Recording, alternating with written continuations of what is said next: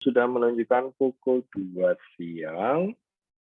Seperti yang sudah kita janjikan bahwa 2 jam ke depan kita akan berbicara mengenai judul pre-mentoring untuk Food Startup Indonesia 2022 adalah sudut pandang investasi dari para investor.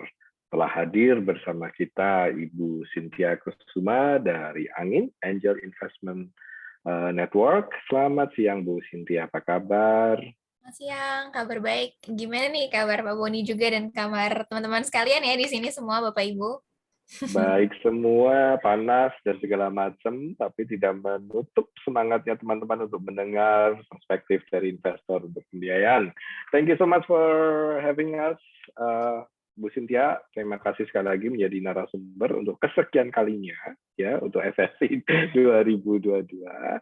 Oke, di sini telah hadir beberapa pelaku, hampir semuanya pelaku ya. Di sini ada beberapa yang saya lihat dari tahun 2021 juga ada Pak Danu Rianto juga saya lihat. Hai Pak Danu, apa kabar? Selamat siang. Tadi sebenarnya saya juga melihat beberapa anak-anak FSI dari tahun-tahun sebelumnya juga ada. Mohon maaf kalau saya tidak bisa menyapa satu persatu, tapi izinkan kami 2 jam ke depan untuk memberikan masukan bagaimana teman-teman lebih siap dalam mendaftar ke acara Food Startup Indonesia 2022. Baik, bisa kita mulai, Bu Cynthia, sudah siap? Yes, selalu siap nih. Apalagi Siap teman-teman ya. semangat ya, jadi makin siap. Baik, Bu Cynthia. Bu Cynthia, mungkin kita mulai dulu dari perkenalan Bu Cynthia terlebih dahulu. Maksudnya Bu Cynthia as a, investment analyst dari Angin. Angin itu apa? Mungkin teman-teman masih belum tahu tentang Angin di situ. Betul. Silakan Bu Cynthia. Oke, jadi halo semuanya. Nah, katanya kan tak kenal maka tak sayang ya. Jadi kenalan dulu nih kali ya semuanya sama Bapak Ibu, teman-teman sekalian gitu ya. Mungkin kakak-kakak aja yang manggilnya biar masih mood jiwa budaya semua nih. Jadi perkenalkan, aku sendiri Hai Cynthia Kesuma, biasa dipanggilnya Cynthia, dan aku sendiri adalah merupakan investment analyst di Angin. Nah, mungkin Angin itu apa sih? Kan singkatannya adalah Angel Investment Network Indonesia. Jadi kalau misalnya perbedaannya mungkin ya dengan venture capital atau modal ventura yang sudah ada, jadi kami di sini lebih untuk intermediary nih, kita mengkonekkan antara startup-startup atau bisnis yang memang dengan kualitasnya itu sudah terkurasi dengan investor network kami. Dan di dalam investor network kami pun juga beragam nih. Memang kalau namanya kan angel investor doang awalnya, memang iya.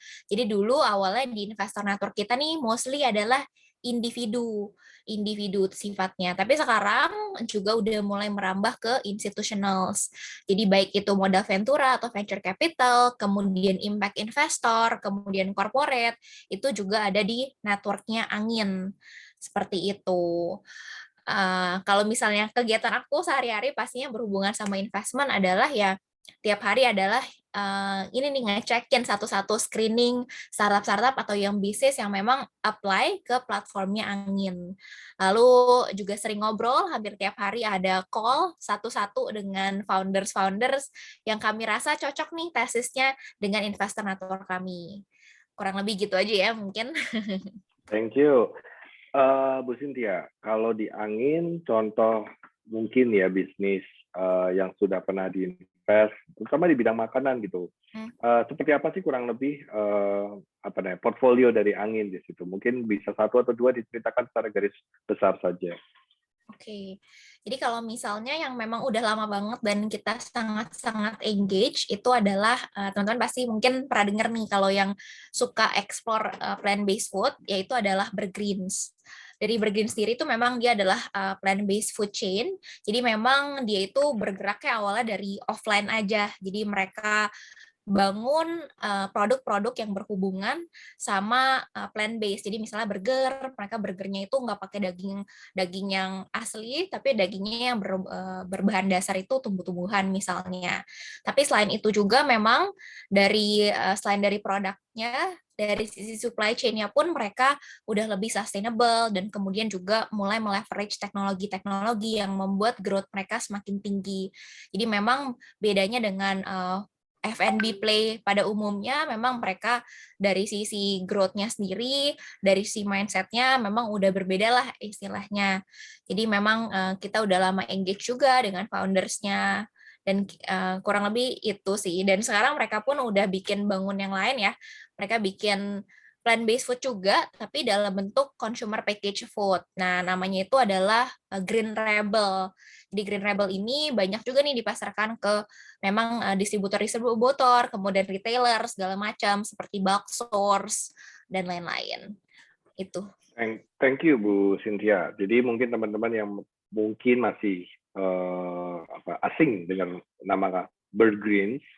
Bird Greens itu dulu setahu saya mereka memulai dari restoran khusus untuk kaum vegan di sini, vegetarian dan vegan.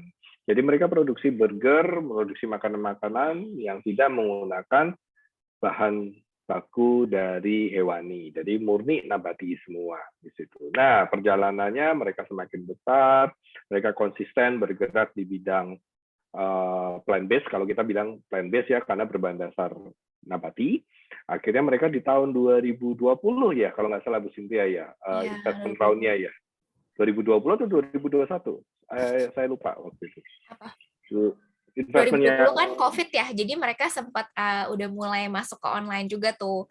Baik. Nah, tapi investmentnya dimulai ini 2020 atau 2019? 2020, bahkan sebelum 2020. itu 2000. Ya, dan mereka akhirnya terinvestasi melalui angin. Angkanya tidak bisa kita sebutkan di sini ya, karena itu cukup rahasia perusahaan. Tapi seperti yang teman-teman nanti bisa tag di Google, di internet, mereka sudah expand, ada produk baru lagi namanya Green Rebel, yang dari dulunya restoran, sekarang mereka dan dulunya food service, sekarang mereka udah main ke food manufacture.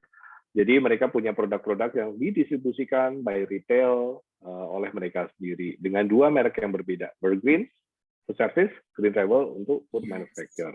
Nah, teman-teman, ini kan sebuah bukti dari kalau tadi pagi teman-teman ada yang ikut sesi di pagi tadi, ada beberapa pertanyaan, gimana nih kalau saya punya dua brand, dua produk yang berbeda, food manufacturer dan food service. Nah, di sini kalian bisa melihat bahwa investor dalam hal ini Angin, mereka mau fokusnya ke food service dulu. Kalau ini udah matang, baru nanti larinya ke food manufacturer. Jadi tidak bisa langsung jalan bareng gitu. Ya, tapi bukan nggak bisa juga, cuman tergantung dari direction atau kesepakatan dua belah pihak antara founder dengan si investornya. Gitu ya. Thank you prolognya. Semoga teman-teman jelas konteksnya bahwa bagaimana nanti Angin melihat investment dari sudut pandangnya mereka itu seperti apa. Nah, perlu saya reminder juga, nanti di sesi kedua, maksudnya di tanggal, kalau nggak salah 2 minggu lagi, sesi perspektif investor ini ada lagi, tapi nanti narasumbernya bukan dari Angin. Nanti kita akan hadirkan dari yang corporate, jadi yang dari sudut pandang yang lebih besar. Terus ada dari sudut pandang juga yang dari angel investor untuk sesi berikutnya. Jadi supaya teman-teman bisa punya pemahaman yang berbeda-beda, karena per investor punya mindset yang berbeda-beda, punya perspektif yang berbeda-beda. Setuju ya Bu Cynthia ya di sini ya? Betul. Oke.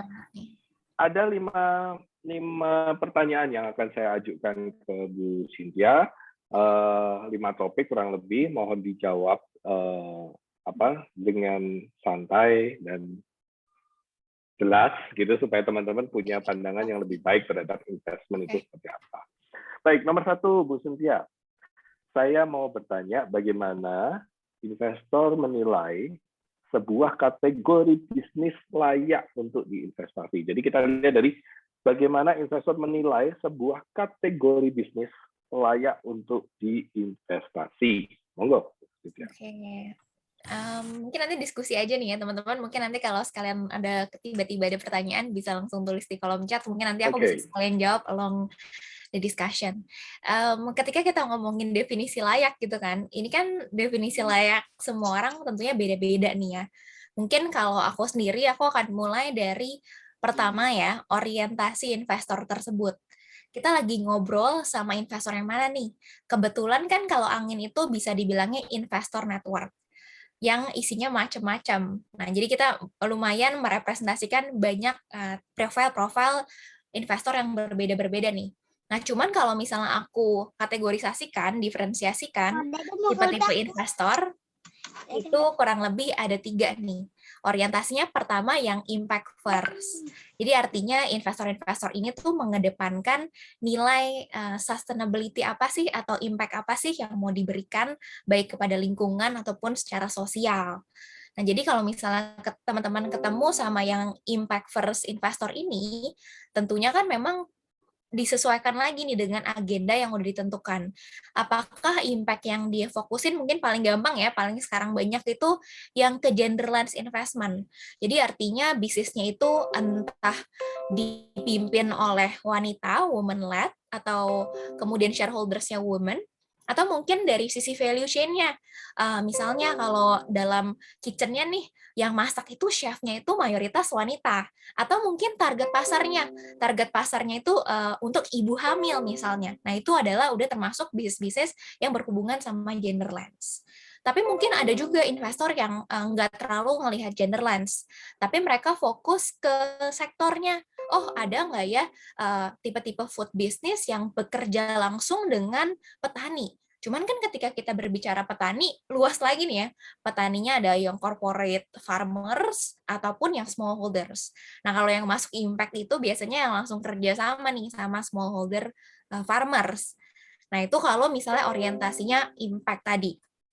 Kedua, financial ya. Kalau financial mungkin teman-teman tahu ya, yang pasti yang diutamakan financial investor ini adalah ya komersial, profitnya seperti apa, cash flow-nya gimana, growth dari sisi revenue-nya, itu bagaimana sih gitu ya, omset, mungkin ya bahasa Indonesia-nya laba bersih, itu seperti apa.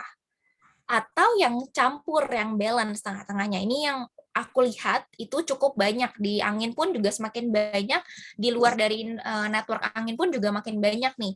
Jadi financials dan impact balance. Dia financials-nya ada, profit-nya dapat, dari sisi impact-nya pun juga cukup aktif, juga cukup banyak memberikan kebaikan atau kepada si lingkungan, kepada sosial, dan lain-lain. Itu dari sisi orientasi dulu gitu ya. Nah, terus konteks mungkin ya. Ketika misalnya kita fokus ke yang finansial atau yang ke financial impact balance investor ini, sebenarnya ketika kita ngomong layak atau enggak, itu balik lagi ke pilihan kita. Kita sebagai bisnis mau mencarinya itu tipe investor yang apa? Yang mau ngasih dividen misalnya, itu namanya dividen investor. Artinya memang investor yang mencari dividen ini mencari bisnis-bisnis yang sudah memiliki laba bersih yang positif. Karena tanpa adanya laba bersih, nggak bisa tuh dialokasikan berupa dividen. Nah, tapi tipe-tipe bisnis yang kayak gitu tuh berbeda lagi nih sama misalnya kalau kita berbicara tentang equity investor. Nah, kebetulan kalau di angin itu lebih banyak memang equity investor. Jadi memang investor-investor ini ingin berkontribusi langsung ya. Kalau misalnya kan anggap deh, jadi tidak hanya teman-teman sebagai founder, tapi misalnya aku gitu ya, nanti aku sudah punya uang lebih, terus aku jadi angel investor, dan aku invest ke teman-teman. Dan yang teman-teman berikan ke aku adalah persentase kepemilikan saham dari bisnis teman-teman. Tentunya aku sebagai angel investor akan mau bekerja dong lebih makin kerja banget deh, sehingga nilai dari perusahaan teman-teman pun semakin besar dan nilai investasi aku di awal pun juga semakin meningkat. Nah, itu memang pola pikir yang berbeda gitu ya ketika kita bicarain equity investor. Jadi aku akan bekerja bareng-bareng nih sama teman-teman yang punya bisnis, karena aku pun juga punya saham. Masa aku mau saham bisnis aku turun? Nggak mau dong. Nah, itu equity investor. Terus yang ketiga mungkin ada yang baru gitu ya, mungkin jarang terdengar, itu namanya revenue based loan. Jadi memang investor yang memberikan hutang, tapi matriks yang dicari itu adalah dilihat dari omsetnya teman-teman. Omsetnya nih growth-nya sebesar apa sih tahun ini, tahun kedepannya, dan seterusnya. Nah, although memang banyak banget ya tipenya, mungkin aku nggak sebutin semuanya, sebenarnya persamaannya satu. Semua investor ini mencari upside. Jadi upside itu intinya adalah potensi keuntungan ketika investasi ya di suatu bisnis. Keuntungan apa sih yang bisa dicari? Kalau yang tadi balik lagi equity investor, berarti kami melihat potensi setiap ada putaran pendanaan baru nih. Kayak gitu. Jadi belum tentu misalnya yang hype atau yang viral di pasar itu menurut kami adalah layak investasi, belum tentu. Maaf, Ya. tidak ada suaranya, Bu. Halo? Aku ada, suaraku hilang tah? Suaranya jelas kok, suaranya jelas. Iya. Baik, Semoga teruskan bisa. aja. Silakan diteruskan. Oke. Nah, memang yang kita lihat lagi pada akhirnya bukan yang viral atau bukan yang lagi ngetren. Karena ngetren sekarang belum tentu akan sustain nih ke depannya, berkelanjutan ke depannya.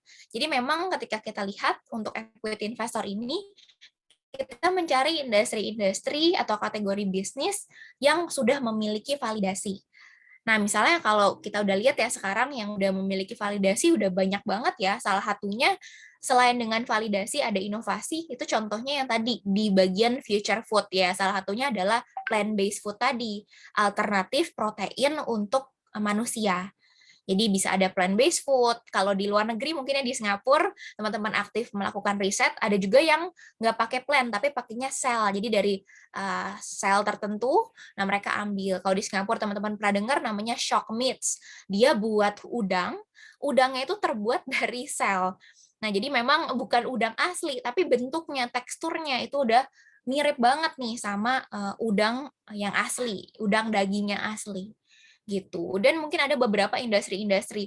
Jadi terkadang ketika kita misalnya melihat industri baru, kita bisa cautious dulu. Oh, mungkin industri ini terlalu early nih, terlalu awal.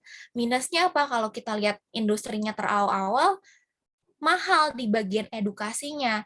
Konsumen secara massal itu belum paham nih. Oh, ini industrinya kayak gini, coba-coba dulu nih. Ketika kita coba-coba baru masuk pertama kali, step kan bisa ada dua skenario ya. Bisa memang kemudian lanjut atau hype doang nih, cuman pengen coba, tapi kemudian habis itu ternyata kurang cocok dengan consumer behavior di Indonesia misalnya kayak gitu. Baik. Mungkin itu dulu Thank you. kali ya jadi Iya, panjang. Bu Cynthia, supaya teman-teman juga bisa mencerna, bisa memahami lebih lanjut. Jadi sekali lagi saya jelaskan konteksnya. Angin adalah sebuah organisasi yang menaungi berbagai macam jenis investor. Jadi tidak cuma satu tipe investor, ada beberapa tadi yang sudah disebutkan oleh Bu Cynthia. Ada yang equity basis, ya berbasis saham, di mana keaktifannya akan masuk ke dalam usaha tersebut, ikut mengolah di situ. Ada juga yang berbasis dividen yang mungkin di sini kita bisa melihat, boleh saya bilang investornya tipenya pasif, Bu Cynthia, kalau yang berbasis dividen di sini, dia memang lebih mengharapkan dari hasil. Emang jarang sih, lebih banyak kayak equity. Cuman tadi aku kasih konteks. Nggak apa-apa, supaya teman-teman juga paham bahwa berbagai macam jenis tipe investor di sini. Terus ada yang berbasis pinjaman tapi berbasis revenue, ada ya. Jadi nggak cuma investasi, tadi di pagi hari kita udah bicara mengenai investasi dan pinjaman bedanya apa, ternyata di Angin juga ada yang bisa memberikan pinjaman. Betul ya Bu Cynthia ya, tidak selalu berbasis investasi di situ. Ya, ini bagus buat teman-teman untuk memahami just in case besok, yuk saya mau invest di tempat kamu, dipahami dulu konteksnya, dia mau invest atau mau pinjaman. Kalau dia mau pinjaman, kalau dia mau invest, dia mau aktif atau tidak. Ini supaya jelas kedudukannya antara Bapak Ibu sebagai pemilik usaha dengan mereka yang mau kontribusi berinvestasi di dalam usaha kita. Gitu ya. Jadi Angin banyak membawai banyak investor. Ada berapa member investor di dalam Angin? Sekarang ini ada 140-an kebetulan. 140. Itu orang Indonesia semua atau ada orang luar negeri? 70% Indonesia, 30% itu overseas. Oke, 70% orang Indonesia di situ. Apakah bisa dibilang tipikalnya adalah angel investor semua? Atau bagaimana? Campur, benar-benar campur banget lah. Campur Individual, ya? institusional, campur semua. Bahkan ada Jadi yang ada venture builder. Cuma nanti pusing lagi nih venture builder apa? Ya. Baik. Ya. Oke, supaya lebih mudah lagi, mungkin karena tadi disebut ada venture builder, ada institusional, yang tipikal angel investor ada ya di Angin. Betul, ya. ada. Tentu Nah, ada. yang angel gini, apakah banyak yang berorientasi kepada impact, kepada sosial atau kepada environment situ? Ada nggak? Oh, Tadi nyebut banget. gender lens kan tadi ya, yang pemberdayaan wanita gitu. Berarti investornya mau invest kalau si pelaku, si founder punya ini apa namanya, punya concern kepada gender equality atau pemberdayaan wanita di situ. Ada tipikal seperti itu, Bu. Betul. Kalau misalnya secara general, investor-investor yang baru gini, kurang lebih minimum 30% gitu ya. Ketika kita emang banyak sering ngobrol juga dan update juga, apa sih tesis mereka yang dulunya profit, orientasinya financial doang, sekarang bahkan banyak nih yang pindah ke impact. Jadi kurang lebih dihitung-hitung tuh ada 30% dari investornya yang diangin itu memang punya interest untuk impact investing. Baik dia secara eksplisit memberitahukan dia impact investor, atau mungkin dia yang awalnya hanya fokus finansial, tapi dia mulai mencari-cari nih, ada nggak sih angle impact yang bisa dicari, entah nanti framework-nya pakai UNSDG atau pakai apa. Kurang lebih ada 30% sih kalau yang impact-nya. Cukup Gitu. banyak ya, 30% ya dari 100 tadi, 140 kalau nggak salah, 70% dari nasional Indonesia di situ. 30% berarti ya sekitar 50 orangan ya, kurang lebih, 42 mungkin lebih tepatnya di situ ya. Nah, teman-teman juga, ya. teman-teman juga kalau kita ngomong investasi harus pintar cepat ngitung ya. Kalau nggak, baik. Ada teknologi juga nggak apa-apa kok. Baik. Teman-teman juga berarti di apa namanya, kita masih dalam satu koridor. Kalau dalam kasus FSI dengan angin kita masih koridor karena FSI tahun ini kita membawa tema planet, people, and profit. Impact ya di situ ya, impact to the planet, impact to the people, baru sustainability as in business di situ. So it's apa, kita masih selaras dalam hal ini. Jadi teman-teman pastikan bisnisnya bisa mengarah kepada impact di situ agar potensial untuk terinvestasi jauh lebih baik daripada sebelumnya. Jadi jangan cuma sekedar apa profit atau untung rugi doang, tapi kita coba melihat dari sisi yang lain gitu. Karena investor tidak lagi melihat dari sisi profit, tidak hanya melihat dari sisi profitability, tapi juga melihat dari sisi yang lain. Gitu ya. Q&A akan kita buka nanti saja. Kita habiskan dulu, kita bicara soal beberapa topik, ada 4 topik lagi di sini, baru kita buka untuk proses Q&A.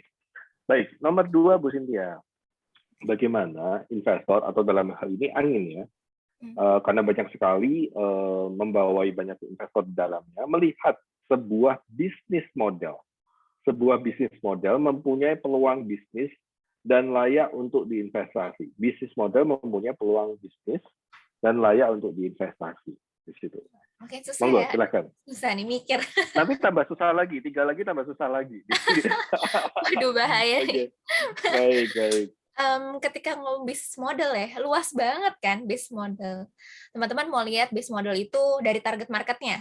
Kita mau ngomongin B2B, B2C, B2B2C, situ-situ sih. Mungkin Banyak ambil banget. gini aja, Bu Cynthia, yang paling simpel, yang kira-kira kita masih relevan supaya nggak melebar terlalu jauh, karena institutional sama itu kan terlalu lebar ya. Ambil yang basisnya tadi, social sama impact tadi.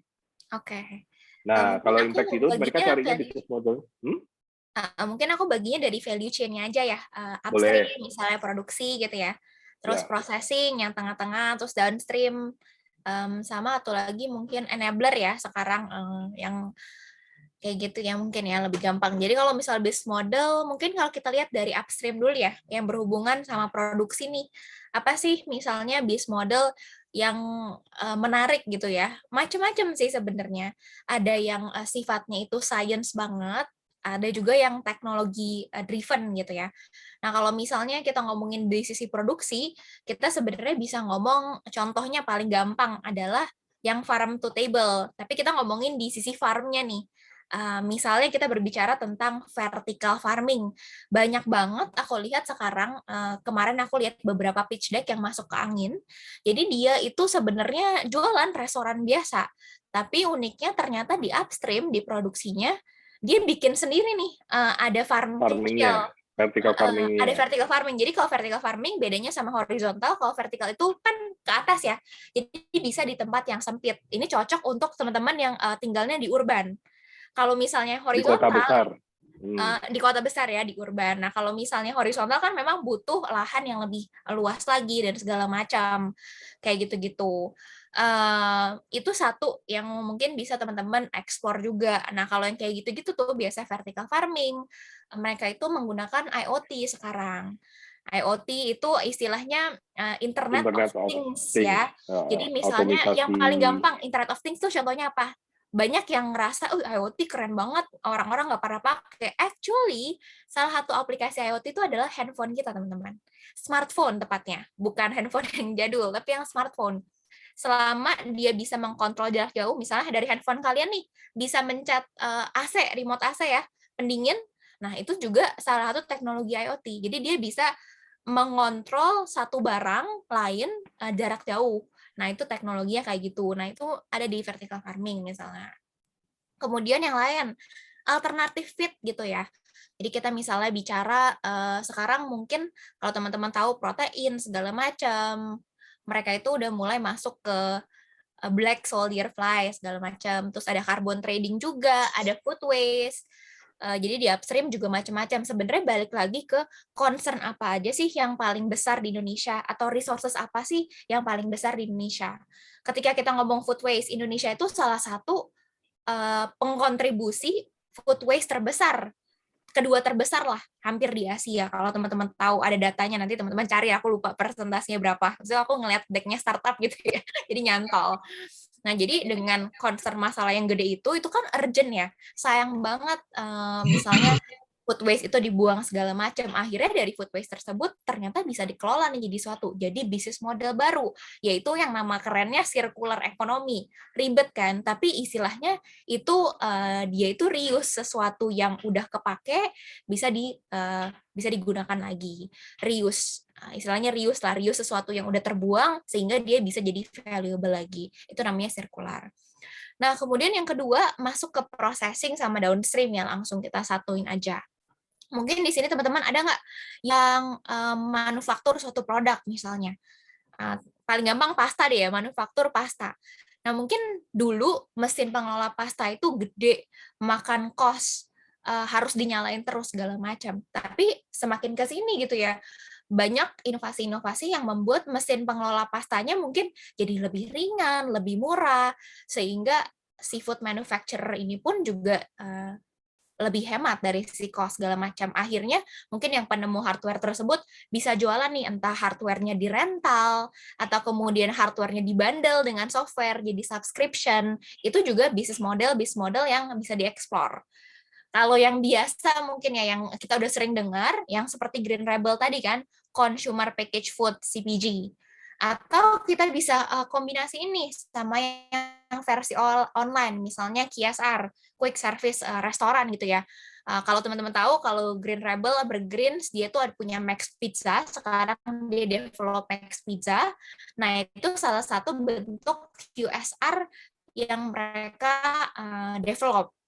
Nah, itu di bagian situ. Adiksi ingredients apa yang membuat daging paling enak gitu misalnya. Nah, itu bisa pakai SaaS segala macam, software subscription ya. Dan macam-macam sih. Yang terakhir itu enabler. Rata-rata sekarang untuk mengurangi cost segala macam, efisiensi yang dilakukan dari F&B itu adalah untuk menggunakan cloud kitchen nih. Jadi misalnya instead mereka pakai kitchennya sendiri, bikin capex baru kan, mereka harus rental ruangan lagi segala macam, beli equipment segala macam. Nah, mereka akhirnya pergi ke satu tempat namanya cloud kitchen yang isinya itu ada beberapa kitchen. Nah, jadi teman-teman sharing kitchen nih bareng-bareng. Bahkan ada beberapa cloud kitchen sekarang yang udah menyediakan equipment, listrik udah segala macam. Jadi teman-teman nggak perlu pusing-pusing ngeluarin biaya di awal untuk cari bangunan dan lain-lain. Nah, sebenarnya bisnis model ini semuanya bisa dikombin gitu ya. Jadi nggak harus upstream doang, nggak harus processing doang, nggak harus downstream doang, dan enabler ini tuh ngebantu proses teman-teman biar lebih efisien lagi, biar lebih cepat untuk scale. Jadi kalau ditanya, menurut kami itu semua adalah sesuatu yang interested dan teman-teman bisa explore. Jadi nggak ada yang mana yang paling menarik. Oh, gara-gara itu pernah di-funding, itu paling menarik nih. Enggak. Semuanya itu pasti ada opportunity-nya. Cuman gimana cara teman-teman untuk meng-adjust ke kami, menjustify ke kami bahwa itu ada pasarnya loh. Kayak gitu. Ya, ya, the whole tujuan dari Pusat Indonesia ini sebenarnya memampukan teman-teman untuk menyatakan bisnisnya bisnis saya ini layak untuk diinvestasi karena saya punya A, B, C, D di belakangnya. Jadi memastikan bahwa A, B, C, D-nya ini relevan atau align dengan perspektifnya si investor.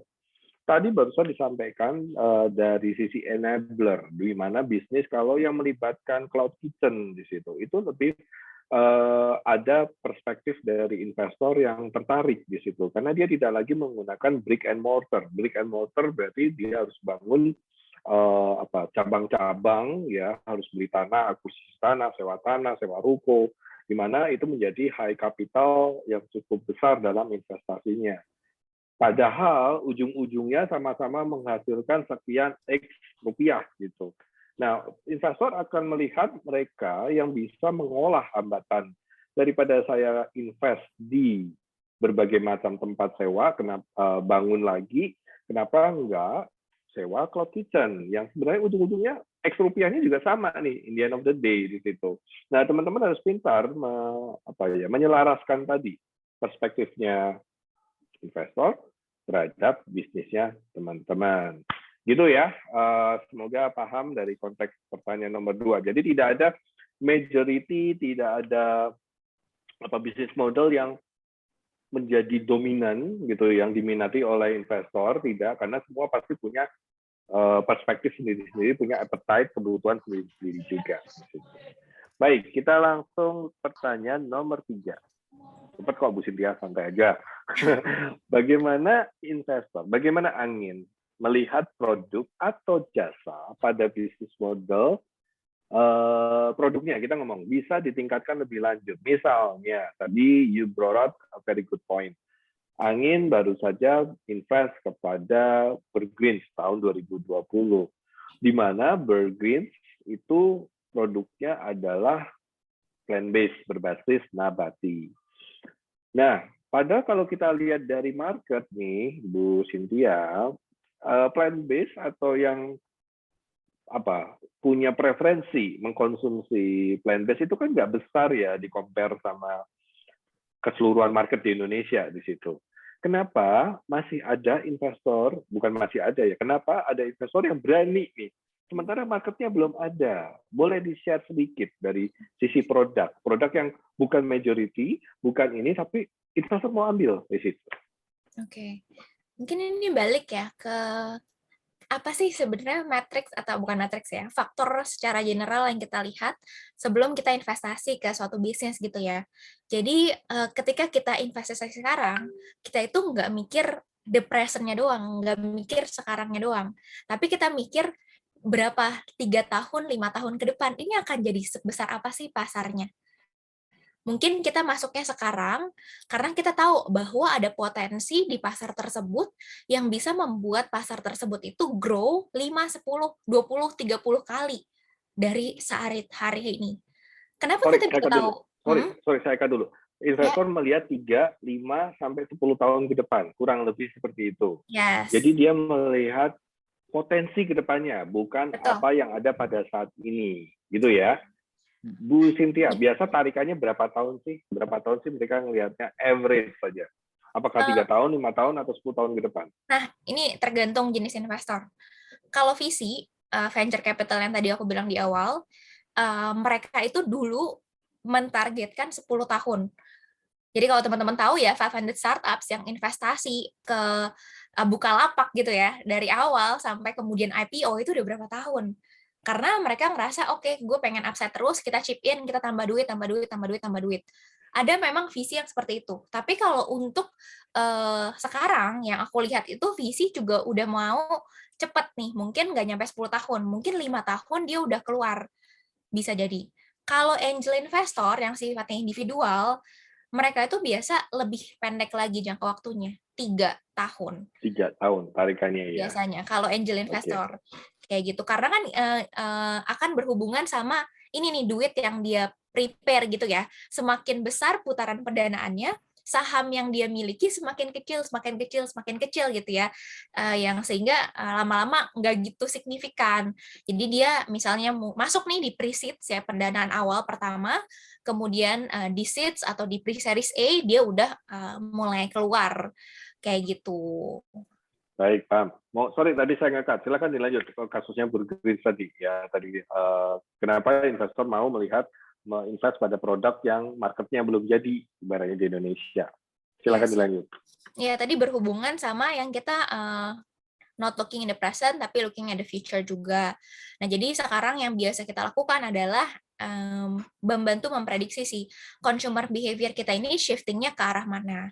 Mungkin memang sekarang pasarnya masih kecil, tapi kita lihat nih, ada nggak key driver, growth driver, yang bisa membuatnya itu jadi berkembang lagi. Nah, misalnya sekarang, ketika COVID, apa sih yang teman-teman rasakan? Sekarang orang-orang mulai berpikir mental health, guys. Gimana sih caranya?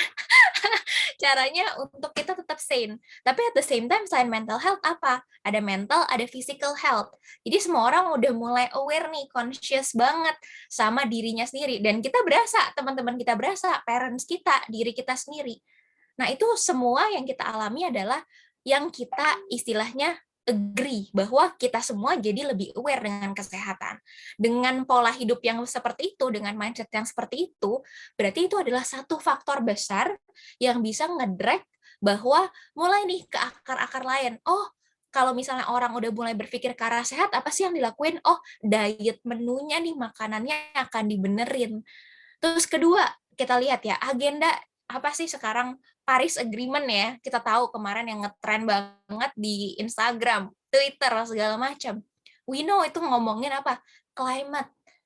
Udah mau apa sih? Krisis climate segala macam. Semua orang berpikir, oke, ternyata salah satu penyebab paling besar tuh apa? Oh, sesimpel kita nggak usah mikir yang industrial dulu. Sesimpel dari diri kita sebagai individu, kita makan daging aja, seberapa banyak sih polusi yang dikeluarkan. Nah, berarti solusinya apa untuk itu? Oh, ya udah deh, mungkin orang-orang mulai masuk ke plant based. Nah, sebenarnya yang dari hal-hal makro seperti itu, perbincangan isu-isu seperti itu, behavior-behavior yang pada akhirnya itu jadi akumulatif, semuanya ngebawa kita untuk berpikir, oh, akan ada pola yang baru. Nah, tugasnya investor ini adalah untuk connecting the dots. Jadi dots ini banyak banget nih di luar sana. Nah, gimana caranya kita akhirnya mengambil insight dan kesimpulan bahwa okay, it's going this way. Kita bisa salah, tapi we make that kind of assumption dengan connecting the dots. So that's how we finally come into the conclusions bahwa okay, this industry will grow bigger and bigger. Bukan cukup beresiko ya, tapi cukup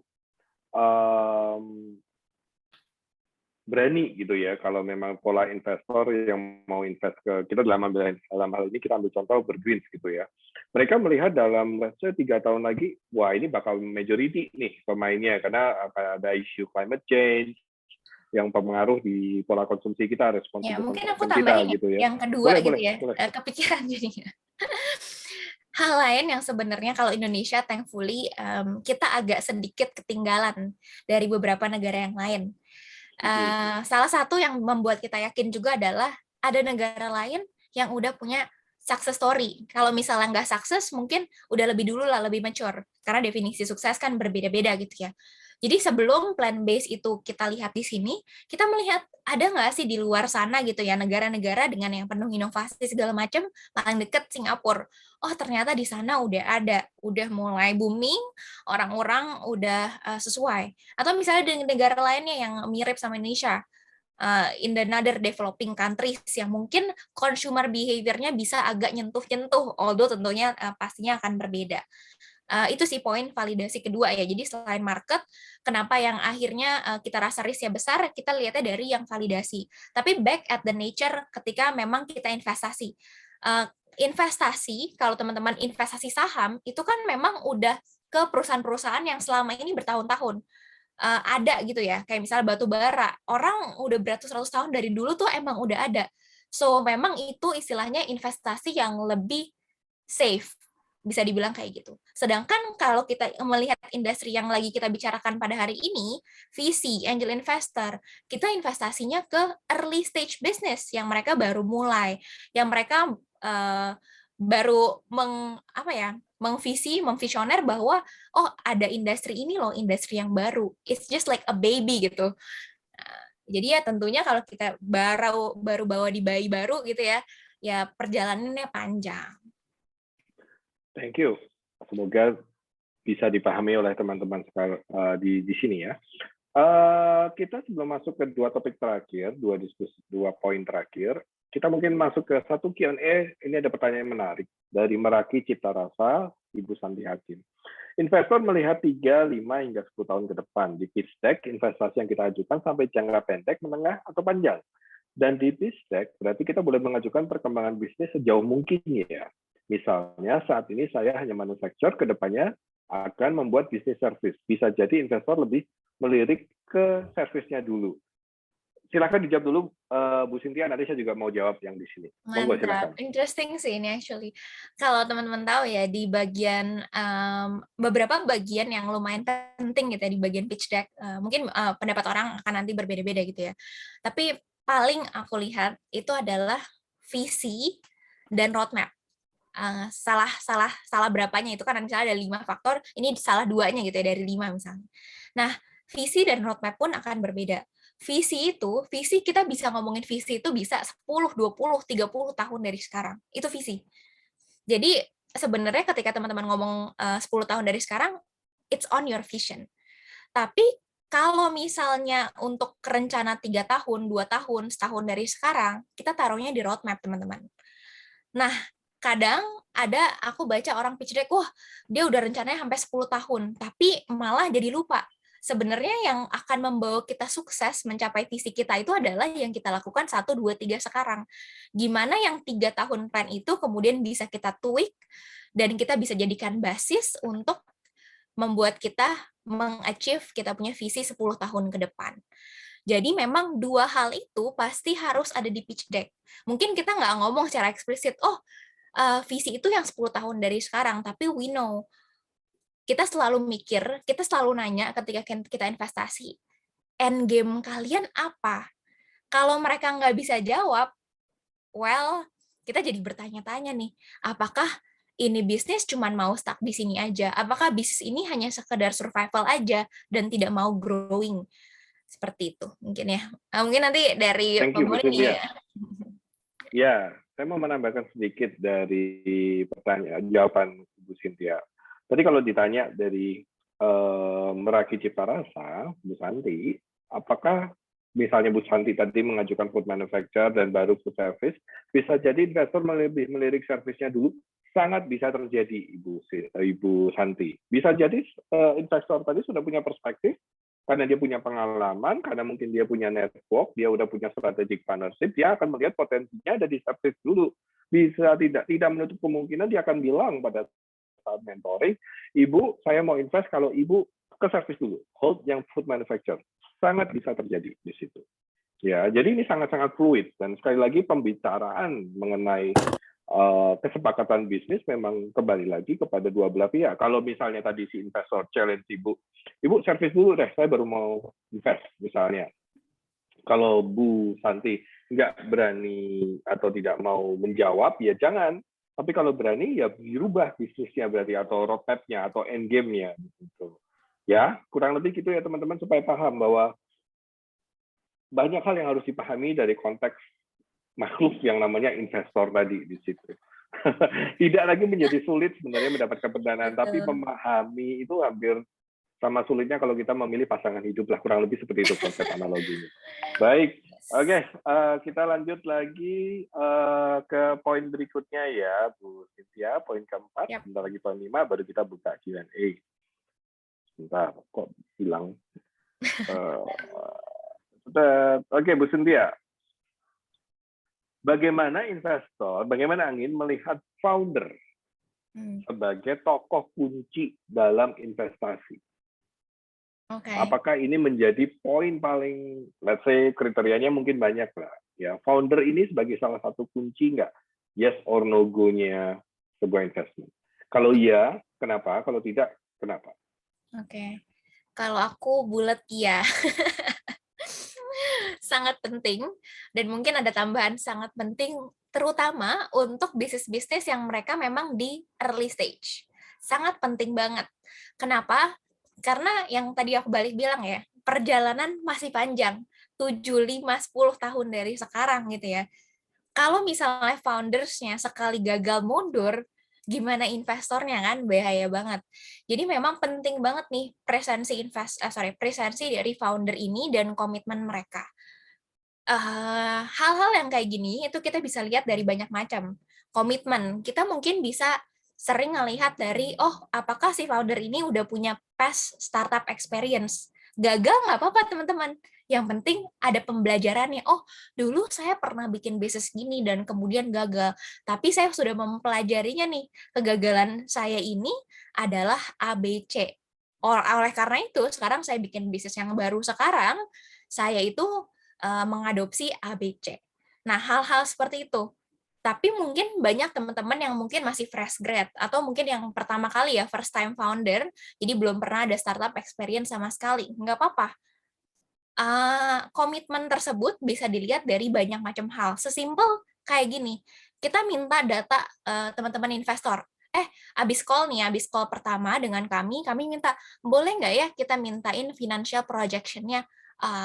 Kita biasa nggak bilang sih kapan, tapi lebih cepat teman-teman nanggepin, yaitu adalah sesuatu green light, tambahan plus poin buat kami.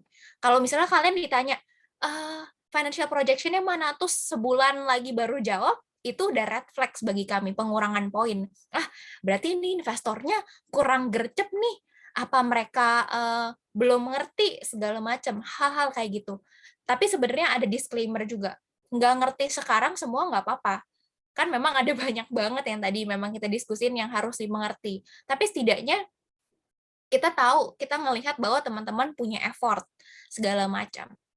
Nah, itu dari sisi komitmen gitu ya. Terus kedua, mindset. Kalau mindset ini kan memang berbeda-beda ya. Setiap sektor butuh skill yang bermacam-macam. Nah, kalau misalnya mindset di sini yang aku tekenin adalah kami suka dengan orang-orang atau founders-founders yang good at both the science and the business mindset. Jadi ketika ngomongin science tuh maksudnya yang technical-technicalnya. The operations, misalnya lagi ngomongin tentang bisnis padi yang berhubungan sama pengolahan padi. Kalian jago banget nih, tahu ada padi tuh, ada padi coklat, padi hitam, padi segala macam, hama segala bla bla bla. That's all about the science technique. Okay, it's good, it's one. Tapi yang kita juga lihat adalah founder-founder yang tahu kapan mereka harus ngomongin that kind of science and technical stuff, kapan mereka harus meng-highlight the business metrics, the business stuff. Jadi ketika teman-teman ngerasa, oke, saya jago nih di teknikalnya, tapi saya belum pernah pengalaman fundraising, belum pernah membuat bisnis segala macam. Ya udah, jangan selalu berpikir you are good kalau misalnya sendiri. Yang you are good kalau misalnya 100% sahamnya buat teman-teman. Enggak. Butuh teman lain, co-founder lain. Ya udah teman-teman cari yang teman-teman kurang. Kalau misalnya kayak gitu ya udah cari co-founder yang memang lebih jago misalnya dari sisi business mindset-nya. Jadi komplit nih. Yang terakhir adalah founder dengan network. Nah, ini aku nggak bilang kayak founder yang misalnya temenan sama artis atau yang terkenal sebagai influencer, itu yang paling kita pilih. Enggak. Tapi yang kita lihat adalah having the right network, itu will bring you somewhere. Mungkin dari nol, nggak langsung ke 100 gitu ya, tapi dari nol bisa membawa teman-teman ke 1. Misalnya, kalau ngomongin farm to table lagi, berarti teman-teman harus punya network ke supplier, ke farmer, ke kelompok tani, segala macam. Itu kan bukan sesuatu yang influencer pun bahkan belum tentu tuh dia kenal sama kelompok tani, segala macam. Jadi tipe hal-hal inilah yang memang secara kita tidak eksplisit ngomong, tapi kita consider mengenai founder tersebut. Gitu. Ya, lain ya. Sekali lagi, dari tempatnya Angin atau secara pribadi, Bu Cynthia bilang, bulat harus merupakan faktor kunci dalam sebuah investasi. Salah satu Ya, ya, salah misal, satu. ya, maksudnya iya gitu kan, nggak bisa ditawar nih, ibaratnya seperti itu. Juga tadi sesimpel dalam dimintain laporan, ngasihnya 1 bulan kemudian, itu udah bentuknya red flag, bendera merah nih, kayaknya hati-hati deh kalau sama startup seperti ini. Sama kok, tadi di FSC kita juga kasih pesan kepada teman-teman, kalau dimintain laporan cepet ya, gercep ya di situ kan kita udah tahu tipikalnya investor kayak gini nih biasanya gitu. Jadi ada alasannya ya teman-teman kenapa kita mencantumkan di dalam salah satu persyaratan, bukan persyaratan ya, tapi sesuatu yang harus diikutin kalau teman-teman terpilih menjadi 100 FSC 2022. Oke, sebelum masuk ke poin terakhir, ada 2 pertanyaan. Kita jawab dulu ya Bu Cynthia ya. Yap. Dari Bapak Dimas Daryanto atau Suki, apakah ada jenis kesepakatan dengan investor yang memungkinkan memberatkan sebelah pihak? Yang kedua, dan apakah tahap yang baik untuk sebuah usaha sudah layak menuju step investor? Maksudnya, ya oke, maksudnya di pertanyaan nomor 2, tahapan yang seperti apa nih yang kira-kira pas untuk mengajukan sebuah permohonan investasi di situ? Bisa dijawab, Bu Cynthia? Oke, yang pertama dulu kali ya, apa sih perjanjian-perjanjian yang bisa kemungkinan membuat kalian dalam kondisi yang kurang mengenakan gitu ya? Banyak. Jadi memang hal-hal seperti ini itu learning by doing sih. Banyak ngobrol dengan investor. Mungkin investor yang nggak invest ke kamu sekarang, tapi dia bisa give knowledge, ngobrol sama entrepreneur lain yang udah lebih mature, yang udah lebih duluan. Hal-hal yang kayak gini nih paling banyak tuh yang berhubungan sama legal gitu ya. Pada akhirnya kan nanti kita harus tanda tangan di atas kertas gitu ya. Harus ada, harus. Nggak bisa tuh verbal doang, hati-hati. Nah, semua yang di atas kertas itu lebih baik teman-teman pahami, ngertiin. Best practice-nya seperti apa sih? Kayak gitu. Hal-hal mungkin contoh-contoh yang bisa membuat teman-teman paling gampang deh ya, tentang equity ya, saham. Kalau misalnya dari awal teman-teman udah dimintain sama investor yang pertama nih, ini baru putaran pendanaan pertama kali banget, dia minta 40% saham dari teman-teman. Jadi teman-teman sebagai founders hanya memiliki 60%. Itu udah jadi red flags untuk investor selanjutnya. Dengan catatan kalau teman-teman mau melanjutkan perputaran equity terus. Kenapa? Karena mikirnya gini, kalau misalnya dari awal aja udah 60% nih, udah sedikit nih ya. Baru ke level yang selanjutnya, putaran pendanaan kedua, dilusi dia, turun. Kamu punya apa sih persentase saham tuh udah langsung turun. Jadi dari 60%, kedua mungkin udah 40%. Pendanaan ketiga mungkin udah 20%. Nanti kalau pendanaan yang keempat, kelima, tinggal 5%. Kamu sebagai founder bisa di-kick oleh investornya sendiri gitu. It's one thing. Kedua, banyak lagi juga case-case rata-rata yang berhubungan sama perjanjian ya. Jadi ada case juga nih ya. Dia dideketin sama investor dari luar negeri gitu. Nggak ngerti nih investor luar negerinya background-nya seperti apa, segala macam.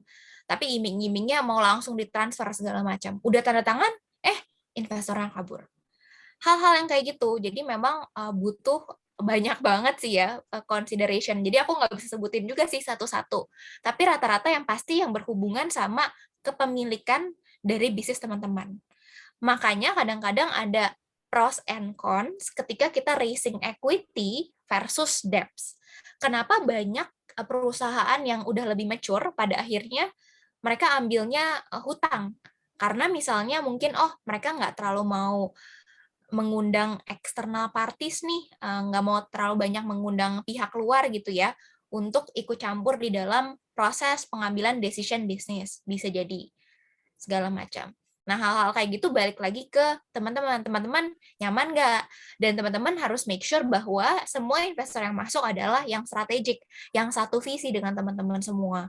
Dan hak dan kewajiban segala macamnya itu harus dibicarakan satu-satu. Gitu ya. Aku nggak bisa jawab semuanya soalnya sebanyak Nggak itu. apa-apa, cukup jelas. Pertanyaan yang berikutnya tadi dari Pak Dimas Daryanto, tahap yang seperti apa nih yang cocok ketika mengajukan sebuah investasi dari kondisi usahanya? Oke. Ini sama banget, kemarin ada yang nanya aku kayak gini, teman aku sendiri. Dia lagi bikin bisnis, terus galau, ini perlu nggak ya dia fundraising gitu. Balik lagi ya, aku mungkin kalian akan bosan dengerin jawaban aku, balik lagi ke kalian gitu. Karena memang balik lagi ke kaliannya gini, ada yang tadi aku bilang lagi, bisnis yang mau survival aja. Jadi mereka dengan satu cabang resto misalnya, mereka sudah puas. Karena dengan satu cabang tersebut mereka udah dapat profit. Mereka tetap bisa bergulir tanpa perlu ada pendanaan eksternal. Tapi ada juga founder yang ngerasa, oke, udah bagus nih gue di satu cabang, tapi I need more than this. Gue pengen grow lebih cepat lagi. Akhirnya yang mereka lakukan, mereka pingin buka 10 cabang dalam 1 bulan misalnya. Cukup nggak uangnya? Cukup nggak alokasi profitnya dalam bentuk return earnings? Nggak cukup. Jadi yang mereka lakukan selain pendanaan internal adalah mencari pendanaan eksternal. Jadi ketika teman-teman udah mau grow lebih cepat, mau akselerasi pertumbuhan dari bisnis teman-teman, dan kebetulan bootstrapping nggak cukup gitu ya. Nah, disitulah teman-teman mulai bisa cari pendanaan eksternal. Paling mudah di awal, deketinnya sama angel investor dulu. Atau mungkin hibah, entah dari kompetisi, terus misalnya dari akselerator program. Jadi teman-teman benar-benar nggak usah memberikan ekuitas, nggak usah bayar bunga utang, jadi pure hibah aja. Jadi dikasih duit udah pakai, kayak gitu. Bisa jadi. Jadi memang lebih ke tujuan ya.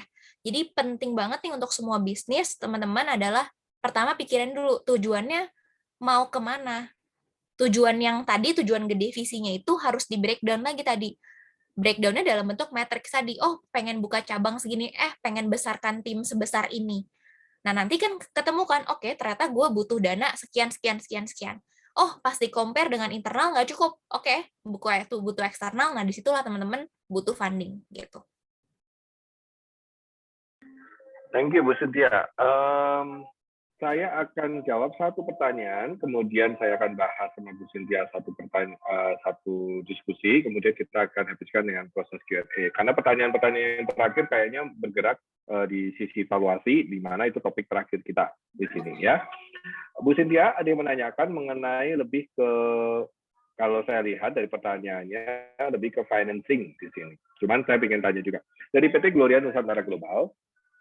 Dia bertanya untuk perusahaan yang bergerak di bidang ekspor, terkadang buyer meminta pembayaran menggunakan instrumen LC sebagai payment-nya, sehingga terkendala supplier minta barang dibayar deposit, tapi buyer maunya LC. Apakah Angin bisa menghandle, bukan investasi mestinya ini, kayak financing ya, jenis ini, biasanya durasi waktu 1 bulan dikembalikan di sini. Nah, saya nggak tahu, tadi sempat disebut Angin ada pinjaman di situ, basis on revenue. Apakah juga bisa mempunyai mekanisme untuk financing ekspor?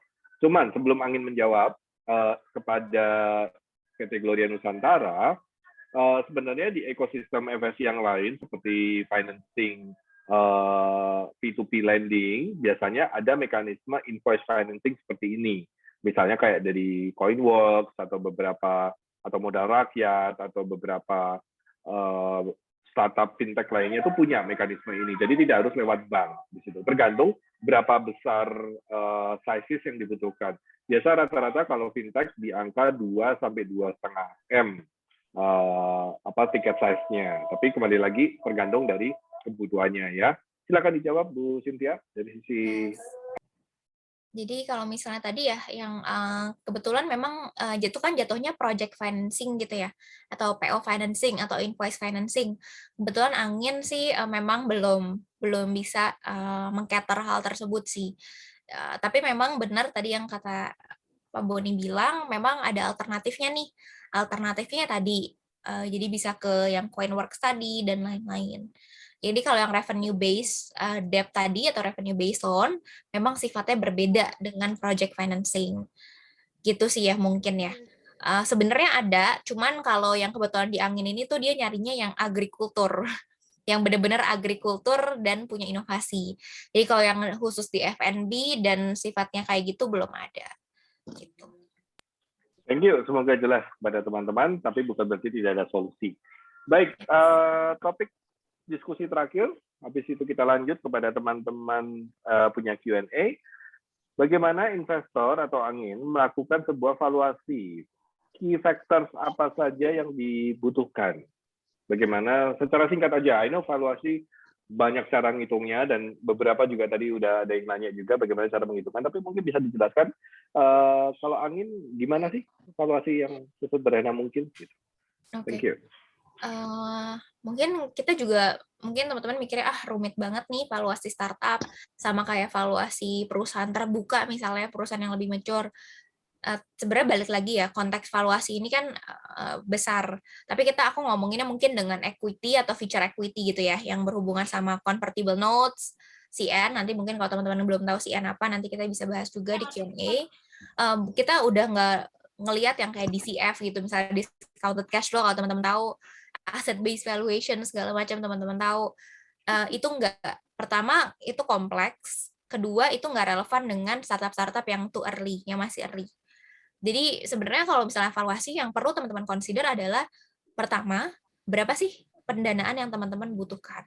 Itu semuanya berasal dari visi, roadmap teman-teman tadi.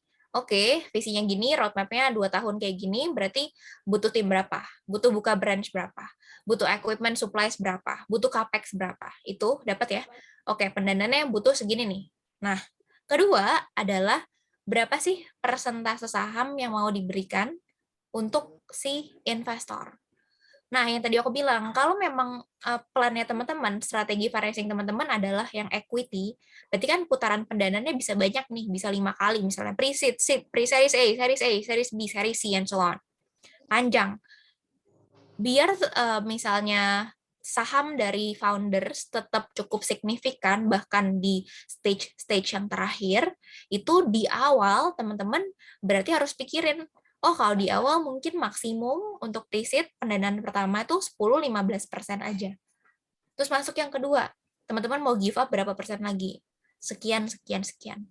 Nah, jadi memang harus dipikirin dari awal, itu nanti estimasi ke depannya persentase sahamnya akan jadi berapa, jadi berapa, jadi berapa. Ini semua mungkin katanya simple, iya simple. Yang penting semuanya balik lagi, kita itu sebenarnya nggak apa-apa kalau teman-teman masih kayak ngawang-ngawang gitu. Yang penting tahu justifikasi di belakang. Kenapa, why do you think kamu mau give up share segini? Kalau misalnya kita challenge kalian, loh kenapa kok 10% kecil banget gitu? Kalau kalian nggak bisa jawab, kan ketahuan banget gitu ya, ini belum ada ilmunya, segala macam. Intinya justifikasi. Entah kita mau ngomong makro, mikro, bebas. Dan sebenarnya nature-nya akan berbeda-beda ya. Industrinya seperti apa. Mungkin ada beberapa industri yang valuasinya lebih mahal daripada industri lain. Itu mungkin banget. Jadi kita lihat dari makro, industrinya ekonomi seperti apa. Kedua, market potential tadi berhubungan kan ya, growth-nya. Mungkin kalau yang growth-nya sekarang marketnya masih kecil banget, berarti bisa dianggap valuasinya nih growth adjustment-nya akan lebih besar. Kalau dari sisi mikro, mungkin teman-teman tuh dalam bisnisnya menggunakan teknologi. Dengan teknologi, tapi implikasinya apa?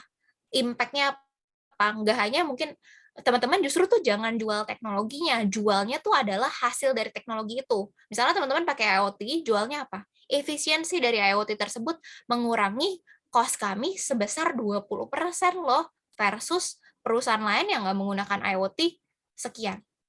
Nah, itu. Terus tim, backers, itu juga adjustment buat valuasi. Kami udah punya tim dengan ala kadarnya ini, jago dari science, jago dari bisnisnya, kemudian backers-nya punya network di mana. Itu sesuatu yang intangible, yang mungkin nggak bisa terlalu terlihat dengan angka, tapi we know it's there. Dan itu bisa menjustifikasi valuasi kalian. Lanjut, potential risk, resiko. Resiko dari setiap industri akan berbeda-beda, tiap subsektornya juga berbeda-beda. Relationship dengan supplier, itu juga ada beberapa yang mungkin gampang banget nih lose-nya. Beberapa bisnis model yang membuat beberapa bisnis tuh ribet, harus burn money terus, segala macam. Tapi ada beberapa bisnis model yang membuat mereka mudah. Misalnya pakai subscription, nempel terus kan, retention rate-nya tinggi, dan segala macam. Terus yang terakhir ya paling jelas, paling gampang, ya milestone. Apa sih yang teman-teman udah capai sampai sejauh ini? Berapa sih user yang udah diakuisisi? Dari user tersebut, seluruh yang udah diregister di dalam platform makanan tersebut, berapa sih yang aktif dan segala macam? Berapa sih yang akhirnya membayar dan mengsubscribe platform tersebut? Berapa sih average order value-nya? Dan ini semua akan tercermin di proyeksi keuangan nanti. Apakah visi dan roadmap teman-teman sesuai nggak dengan proyeksi keuangan yang akan nanti berkorelasi dengan valuasi yang akan teman-teman generate gitu. Oke, gitu aja ya. Saya boleh menambahkan dikit ya Bu Cynthia ya. Boleh, Mungkin tadi pasti teman-teman mau. masih agak bingung karena yang mereka pengen tahu tuh ada rumusannya nggak sih? Ada cara menghitungkan secara formula atau tidak? Tapi benar juga yang dikatakan Bu Cynthia bahwa tidak ada patokan resmi. Cara hitung yang ibaratnya rumus matematika ini berlaku untuk semua sektor bisnis gitu. Itu nggak ada sih teman-teman gitu. Karena konteks kita bicara sektor digital, sektor teknologi, sektor makanan, itu beda sekali di situ. Nah, tadi saya mendengar Bu Cynthia sempat menyebut misalnya ongkos research and development. Misalnya ini ya, teman-teman kan pasti berkaitan dengan formulasi ya, tentunya makanan gitu. Misalnya selama berbisnis dalam 2 tahun, untuk biaya R&D itu udah menghabiskan sekian ratus juta. Itu bisa dianggap sebagai valuasi. Benar ya Bu Cynthia ya, bisa dianggap sebagai angka. Can Angka, we tapi count that as a valuation? itu kan masih biaya doang gitu ya.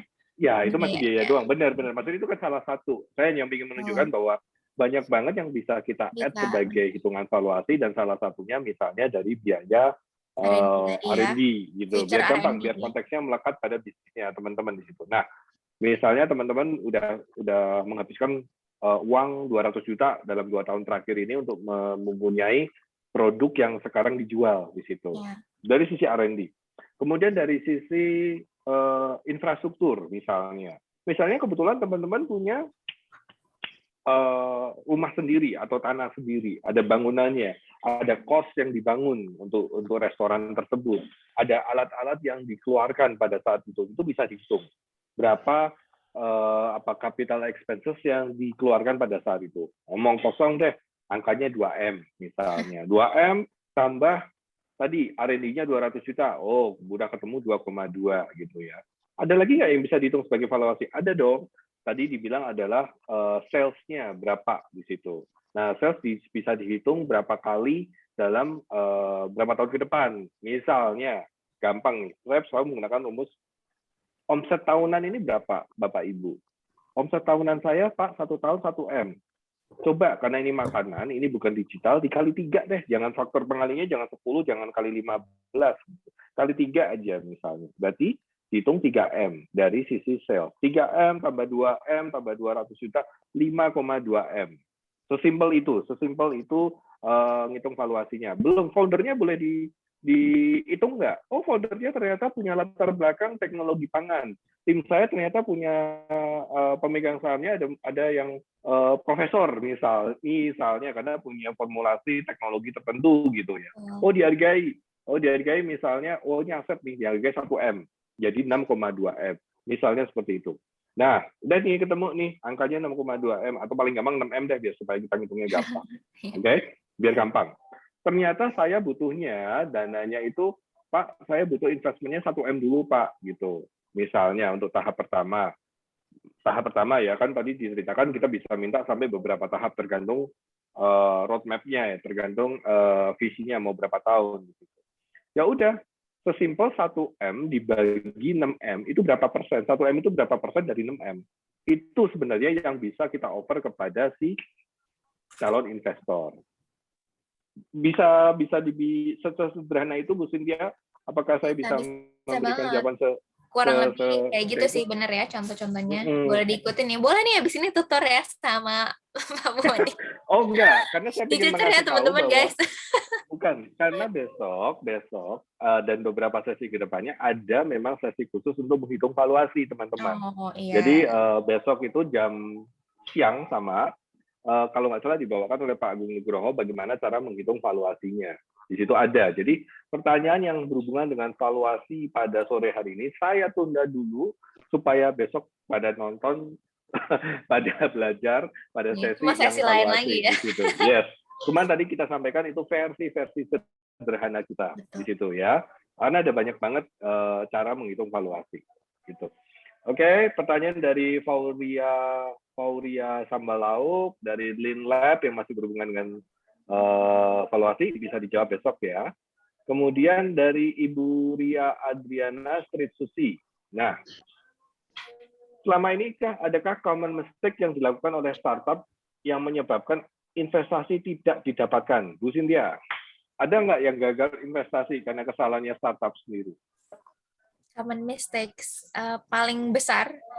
Jadi ada satu bisnis yang foundernya oke, bisnisnya oke, pokoknya marketnya juga oke. Terus kita hampir nih kemarin showcase gitu ya di Angin gitu ya. Terus pas kita cek data roomnya, ternyata cap table-nya dia yang tadi aku bilang, sisanya itu sahamnya tinggal 55%. Nah udah, semua investor mundur. Itu yang paling gampang.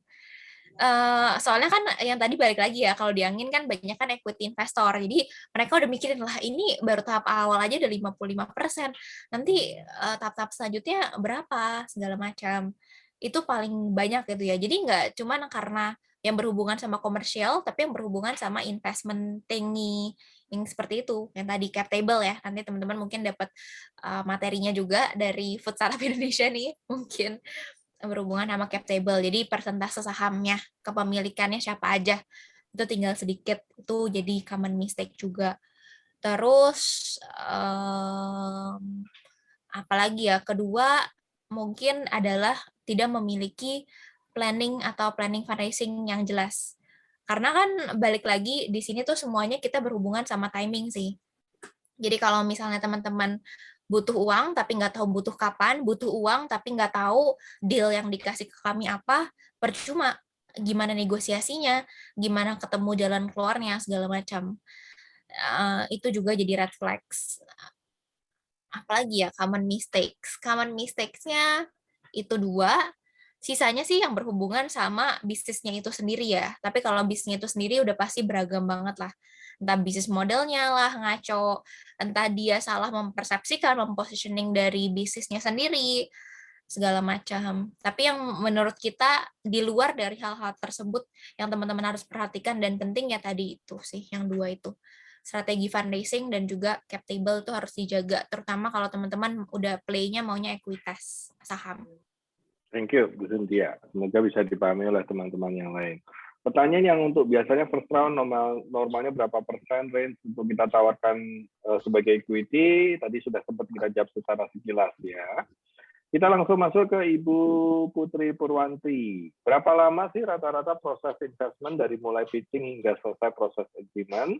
Ini saya bisa jawab variasi, tergantung dari kelengkapan data dan segala macam. Kalau di kami, bukan di Angin ya, yang pernah kami dampingi itu bisa paling cepat 1 bulan kelar, ya paling cepat tuh dengan asumsi datanya udah lengkap, tektokannya cepat. Tapi normally yang kami pernah lihat di 2-3 bulan rata-rata seperti itu. Betul, ada yang sampai 1 tahun loh, jangan salah. Ada juga yang sampai 1 tahun baru deal, bukan nggak dapat ngobrol terus gitu ya, masih menyelaraskan gitu, baru oke, deal 1 tahun kemudian, itu juga ada di situ ya. Tapi dari pengalamannya Angin, sama banget sih. Kalau kita kemarin paling cepatnya tuh adalah 2 minggu kan. Jadi kebetulan udah ada 2 minggu, mantap, 2 minggu jadi kelar. bayangin kan investor tuh harus bikin IC memo. Jadi tuh istilahnya IC memo tuh apa ya, gampang ya. Pokoknya isinya paragraf analisis bisnis teman-teman gitu. Kurang lebih tuh 20, 40, 50 halaman, tergantung lah sedalam apa analisisnya. Nah, kita bikin itu dalam sehari 2 hari, udah terus sisanya itu udah berhubungan sama yang legal-legal, 2 minggu kelar. Itu ya sama, konteksnya adalah data room-nya udah jelas, kita udah tahu startup-nya, udah ada lead investornya. Karena di satu round kan bisa banyak investor. Nah, udah ada lead-nya tuh udah membuat term atau negosiasi dari berapa sih deal yang akan di-offer, dan juga saham yang akan di-exchange tuh berapa, kurang lebih kayak gitu. Yang paling lama ya normalnya itu biasa 3 bulan, makanya kalau kita showcase, biasanya kita akan tutup showcase tersebut itu dalam 3 bulan memang. gitu. Kalau misalnya lama, banyak banget sih yang bahkan mungkin ada satu bisnis yang berhasil, ada satu bisnis case yang kurang berhasil. Kalau yang berhasil sih kemarin, jadi mereka tuh tahun 2019 ya ngobrol sama kami. Terus kami ngerasa nih, oh masih terlalu early nih segala macam. Dan dari foundernya masih kurang oke dulu. Terus di tahun 2021 ending atau 2022 awal ini, dia reach out lagi nih ke kami. Terus ketika kita ngobrol segala macam, kita kan always open ya, kita always open the conversation segala macam, karena kita nggak mau menutup kemungkinan gitu kan, semua orang pasti bisa bertumbuh, semua orang pasti bisa berubah. Jadi ya bayangin 3 tahun, dari 3 tahun itu orang tersebut foundernya udah grow, dapat backers yang keren banget, angkanya luar biasa secara finansial, matriksnya, dan pada akhirnya kita di tahun 2022 itu kemarin kita akhirnya showcase dia. Jadi jangan pernah menyerah, mungkin ketika kita ngobrol sekarang nggak cocok, tapi mungkin kita ketemu lagi, ya kayak teman SD kamu, teman-teman, teman SD, oh ternyata dulu berantem mulu nih, ternyata pas kuliah jadian nih, kayak gitulah sama investor juga. Iya, benar sekali. Jadi walaupun sekarang kayaknya belum ada kesepakatan, belum ada kecocokan, nggak menutup kemungkinan bisa tahun depan gitu. Jadi saya setuju banget, never give up ya. Selalu coba reach out kalau memang membutuhkan investasi. Jangan malu, jangan merasa tertolak. Kalau misalnya yang pertama kali gagal gitu terus nggak lagi gitu, jangan. Nggak boleh kayak gitu. Ya, pertanyaan kedua, Bu Cynthia, semisal kita menginginkan impact investor dan dalam financial projection masih akan loss dalam 1-2 tahun ke depan, tapi beneficiary bisa range growth-nya bisa 100-300%, 3 kali lipat misalnya. Apakah menjadi pertimbangan juga? Kalau dari saya, rugi dalam 1-2 tahun itu sangat bisa dilakukan. Maksudnya investor tidak menjadi, bukan orientasinya investor untuk apa namanya, terus jadi dia nggak jadi invest gitu. Karena kalau kadang investor juga tahu, oh ini memang lagi burning-burningnya nih, ini memang lagi proses building assets atau memang lagi journey-nya. Jadi it's not gonna be an issue untuk investor. Itu kalau dari sisi kami. Monggo dari Angin. Gampangnya gini ya, teman-teman ngelihat ini nggak saham Amazon ya. Dulu negatif nggak? Negatif, teman-teman. Nggak tahu. Revenue-nya, profitnya lagi revenue yang negatif gimana coba? Laba bersihnya negatif dulu, teman-teman. Terus 5-10 tahun kemudian apa yang terjadi? Positif, sahamnya naik. Sama. Investor itu juga nggak apa-apa, tahun 2 tahun itu bahkan udah bagus loh. Tahun ketiga tuh udah positif tuh udah is a very good case, teman-teman. Jadi doesn't mean pokoknya laba negatif itu menjadi red flags kami, enggak. Yang lebih kami lihat apa? Top line tuh revenue ya, omsetnya seperti apa dan growth-nya. Berapa persentase sih yang bisa kalian hasilkan? Apakah pertumbuhan dari omset teman-teman itu melebihi pertumbuhan omset bisnis yang sama, bisnis yang mirip-mirip dalam industri yang sama. Misalnya teman-teman sama-sama ngomongin tentang plant-based food. Oh, kita kan udah tahu ya rata-rata plant-based food di Singapura, di Indonesia itu marginnya berapa sih segala macam, atau revenue-nya berapa sih, growth-nya segala macam. Ternyata teman-teman punya revenue growth tuh lebih besar, user base-nya lebih besar. Nah, itu adalah matrix-matrix yang lebih kita consider kalau mindset-nya itu adalah startup atau hyper growth business. Gitu, teman-teman ya. Kecuali mungkin dividen investor ya, mereka mencari yang udah laba bersihnya positif. Gitu. Betul, siap. Thank you Bu Cynthia. Semoga menjawab ya Kak Putri Purwanti. Baik, kita lanjut lagi, satu lagi yang ada. Agak sedikit melenceng karena ini topiknya adalah makanan, tapi nggak apa-apa. Di Angin, adakah investor di bidang properti? Kami sudah berjalan 9 tahun dan butuh akselerasi pengembangan lebih tepat, dari Ibu Susan Budiarti. Propertinya apa dulu nih? Properti kan banyak ya, ada properti trading, ada properti marketplace, platform. Kalau kami melihatnya di bagian PropTech, dan PropTech pun sekarang udah luas banget ya, ada yang ngomongin tentang mortgage, ada yang ngomongin tentang marketplace ya, menjual belikan properti listing, segala macam. Nah, kalau yang berhubungan sama leveraging tech in the property, yes, we are open for that. Kayak gitu. Tapi kalau properti misalnya kayak trading biasa gitu? Enggak. Karena ya. Beda case-nya, ya. Beda ya, oke. Mungkin baik, itu mungkin ada investornya di luar sana ya. Mungkin real estate, pertanyaan dari real estate. Apakah termasuk membiayai real estate, property development? Real estate. Oh, kalau real estate development aja, misalnya kamu mau bikin, misalnya The Breeze gitu ya, terus belum ada apapun, lebih ke space base aja, eee, kurang cocok sih untuk, investor basisnya angin sekarang. Mungkin tapi ke depannya ketika ada, pastinya tentu kita open, tapi kalau saat ini belum.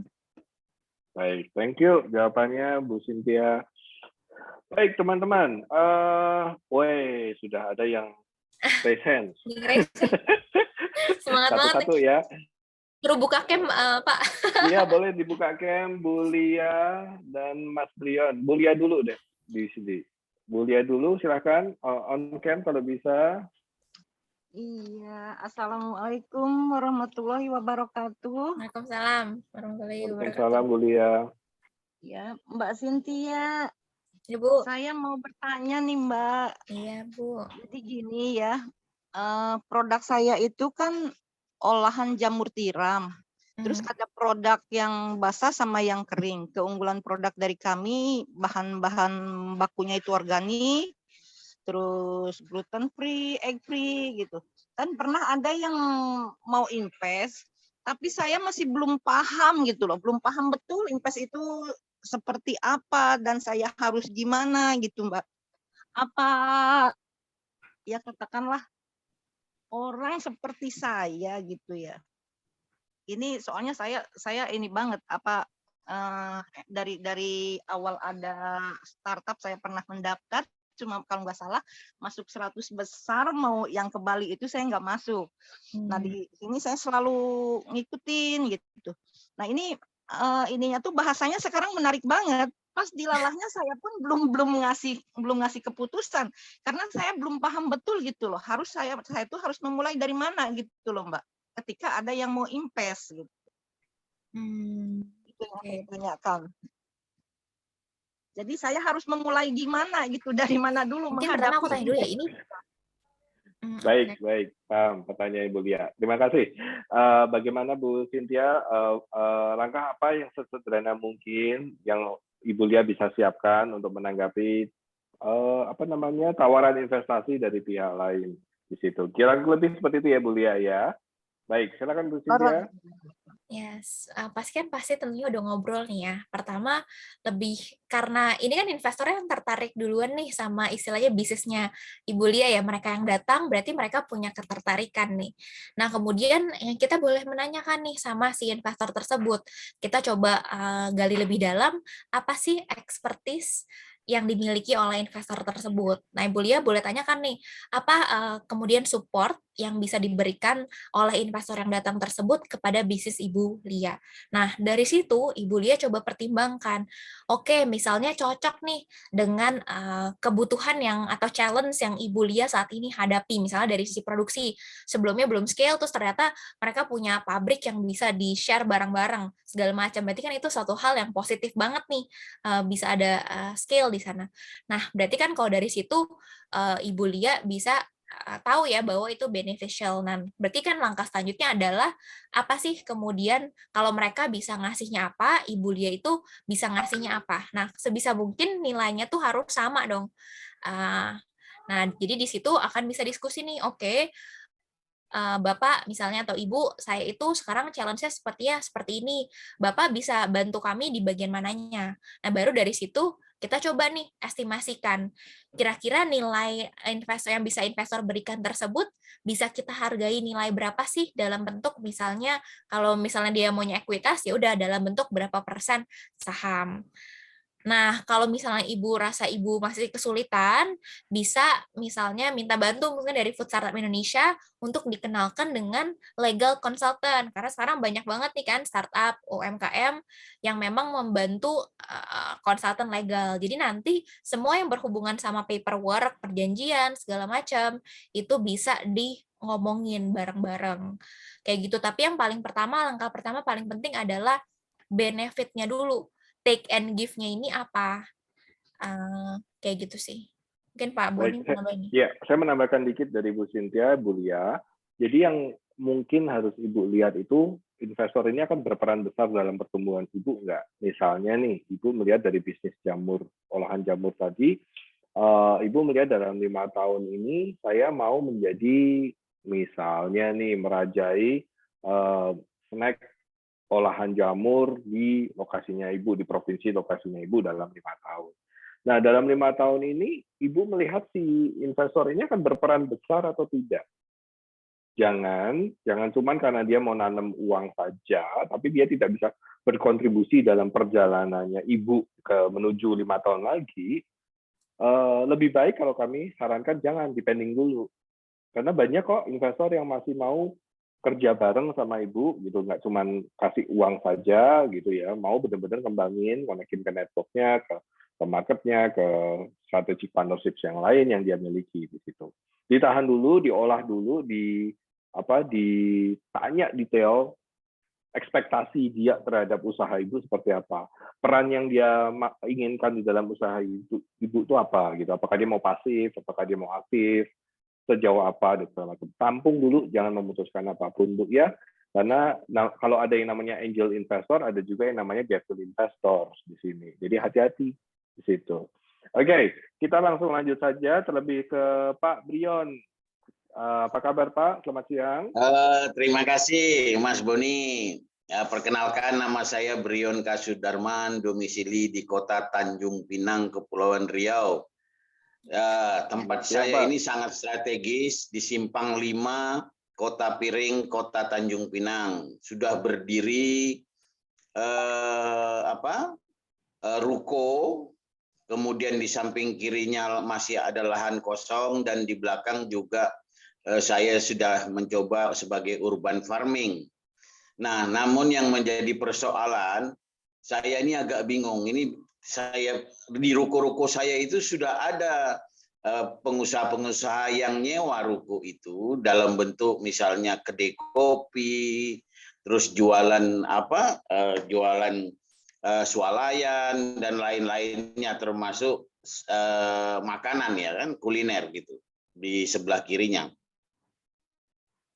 Nah, ini saya agak bingung, masalah mana yang lebih kita dulukan, mencari profit atau valuasi. Nah, ini yang saya agak bingung.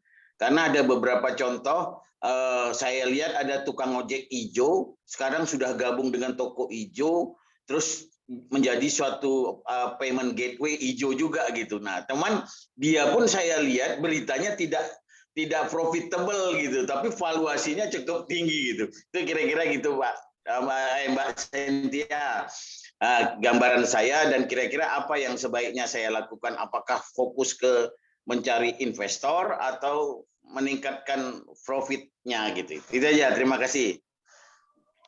Kak, mau tanya Pak. Monggo silakan Cynthia. Mau tanya nih,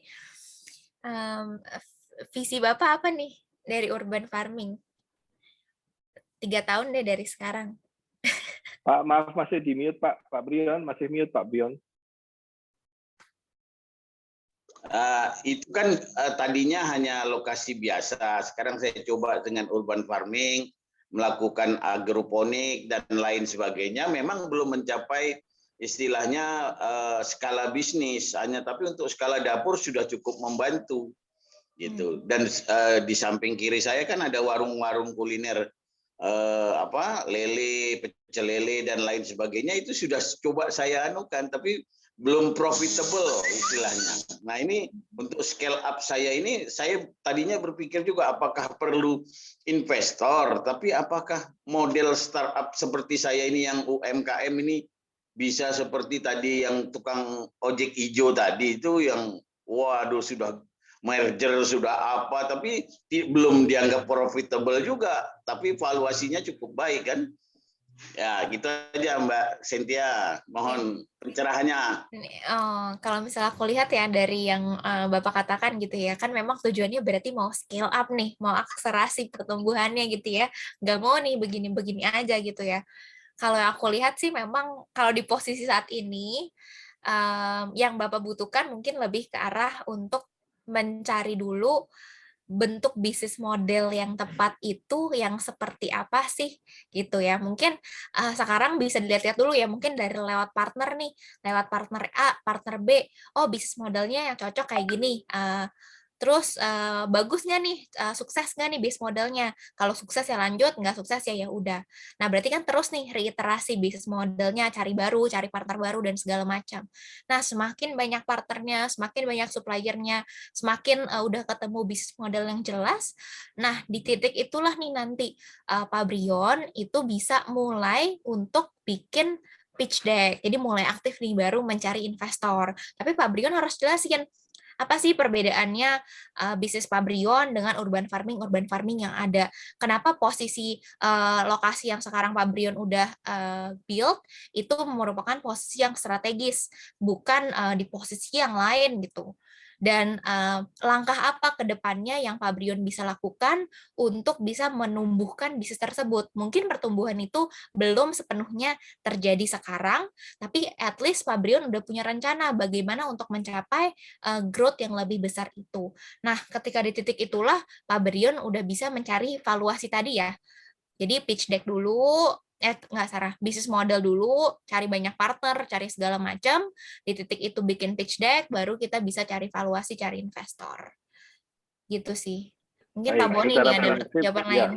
secara prinsip Bapak sebaiknya mengenerate revenue dulu sama profit dulu Pak di sini, karena tahap itu akan lebih bijaksana sambil belajar mengembangkan usaha ini Bapak ya. Bapak akan punya insight yang lebih baik ketika nanti mau mengembangkan usaha dan mencari investor. Jadi lebih baik di grow organically ya, organically. Kalau investment kan udah kayak disuntik gitu ya, jadi tambah gede gitu. Nah ini lebih baik organik, Bapak jalanin dulu, jangan kecil hati ketika menjalani organik, karena kadang investor melihat juga organik perjalanannya Bapak, karena di sini membuktikan Bapak sebagai founder, oh ini konsisten ini, maksudnya dengan effort apa yang Bapak miliki saat ini, Bapak bisa mengembangkan. Ada levelnya sampai mana Bapak stop, tapi itu menunjukkan karakter Bapak sebagai founder di situ. Itu dilihat loh Pak. Tadi kan kita bahas founder adalah salah satu yang benar-benar dijadikan faktor kunci dalam memberikan sebuah investment. Kurang lebih gitu ya Pak Brion. Mohon maaf kalau misalnya kurang lengkap jawabannya. Saya harus memberikan Alhamdulillah, terima kasih pencerahannya Mas Terima Boni kasih dan Pak Brion. Mbak Cynthia ya. Baik, kita lanjut ke Pak Ahmad dari Tartaruga Crispy Seaweed. Selamat siang Pak. Nggak capek melihat kami terus Pak? Silakan, Saya Pak. senang Mari, Pak Boni, luar biasa ini memberikan apa sih pencerahan. Dan selamat siang Ibu Cynthia, salam kenal. Pak Boni tadi pagi udah ketemu soalnya.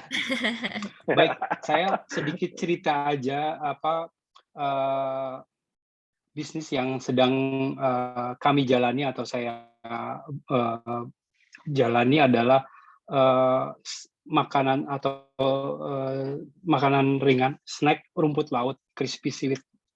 Dan kita produksi sendiri di daerah Tangerang Selatan gitu. Saat ini, alhamdulillah kita sudah di bawah binaan dari Kementerian Koperasi UKM, Dinas Pemerintah Kota Tangsel, dan Disperindak, Dinas Perindustrian dan Perdagangan. Bahkan barusan tadi siang saya ditelepon, itu saya dapat program untuk scale up sertifikasi GMP gitu.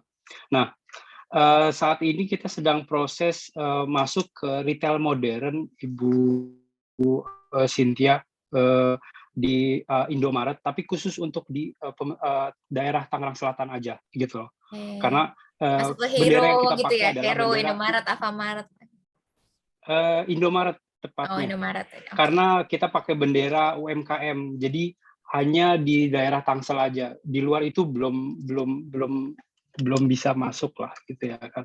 Nah, saya pengen tahu juga gitu ya kan, kira-kira dengan bisnis seperti ini, karena apa? Saat ini jujur aja kita permintaan di dalam Tangerang Selatan aja cukup besar gitu. Terus kita juga kemarin buka pasar di daerah Bandung, dan mereka juga dalam 1 minggu saya diminta sekitar 45 karton kuantitinya gitu ya kan, dan itu dia minta continue. Saat ini kita jujur aja tadi saya ngobrol sama Pak Boni tentang program ini gitu ya kan di Food Startup Indonesia, dan itu harus punya PT gitu ya kan. Nah nanti juga saya ada pertanyaan ke Pak Boni gitu.